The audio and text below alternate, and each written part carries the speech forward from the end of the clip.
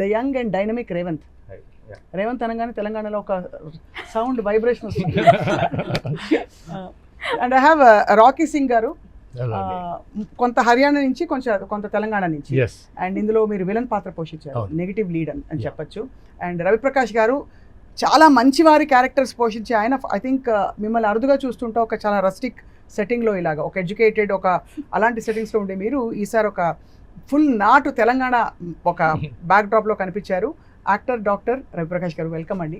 And ఎప్పుడు మనందరికీ మంచి మంచి కథలు చెప్తూ చక్కటి యాక్టింగ్ చేస్తూ కొనసాగిన Shyamala is here with us. మీకు ఒక చాలా పెద్ద బ్రేకింగ్ న్యూస్ ఇవ్వబోతున్నా, అంటే మధ్యలో చెప్తాను. First let's start with Kohli. First of all అందరికీ కంగ్రాచులేషన్స్.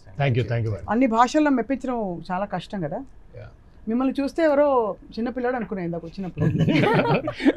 ఇంకా ప్రాజెక్ట్ స్టార్ట్ చేసినప్పుడు ఇంకా యంగ్ ఉండేవాడు. అవునా? మేము అప్పుడు డైరెక్టర్ అంటే అంటే అలా అనిపించిందా? అంటే very young, passionate towards the craft. అవును. So but first fundamental question Revanth, ఈ వెబ్ సిరీస్ ఇవన్నీ ఇట్స్ సచ్ అ వాస్ట్, అంటే జానర్స్ ఎన్ని ఉన్నాయి కదా.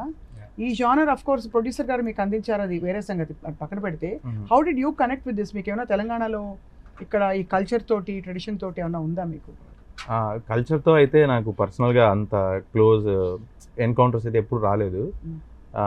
ఐ హ్యాడ్ ఫ్రెండ్స్, లైక్ ఇక్కడికి వచ్చినప్పుడు లాట్ ఆఫ్ తెలంగాణ ఫ్రెండ్స్, వాళ్ళు చెప్తుంటే తెలుసుకున్న విషయాలు చాలా ఉండేవి. అవి తెలుసుకున్నప్పుడు అనిపించింది ఐ థింక్ ఈ కల్చర్ మీద ఒక సినిమా కానీ ఏదైనా దొరికే అవకాశం వస్తే బాగుంటుందని అనుకున్నా. దట్ ఈస్ హౌ అంటే సడన్గా it got this opportunity.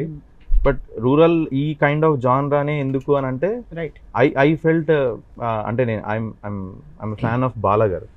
So ఆయన ఫిలిమ్స్ చాలా చూసి ఇన్స్పైర్ అయ్యాను చిన్నప్పుడు.